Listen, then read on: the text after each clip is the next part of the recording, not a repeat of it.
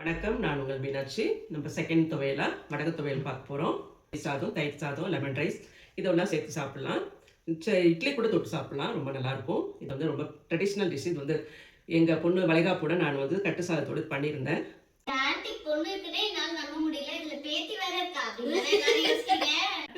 ஆமாம், நான் யூஎஸ்ல போய் எங்கள் பொண்ணுக்கு வளைகாப்பு போட்டு வந்தேங்க.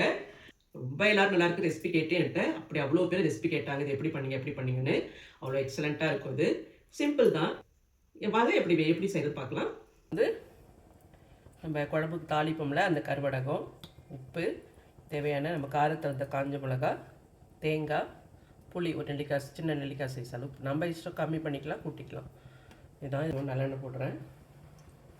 காஞ்ச மிளகா வந்து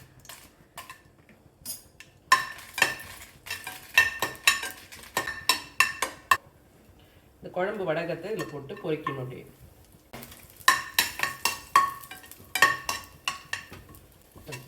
பாருங்கள், அவ்வளோதான். அது வறுப்பட்டுடுச்சு. இந்த படப்படன்னு பொரிஞ்சு அப்படியே வரும் இந்த வெங்காயம் வடகம் வந்துருச்சா. இப்போ அதுலேயே தேங்காய் சேர்த்துக்கணும். பாருங்கள், சூப்பராக இருக்குல்ல. இது எல்லாத்தையும் நம்ம ஆற வச்சு மிக்சியில் போட்டு கம்மியாக தண்ணி தெளித்து கெட்டியாக துவையல் மாதிரி அரைச்சி.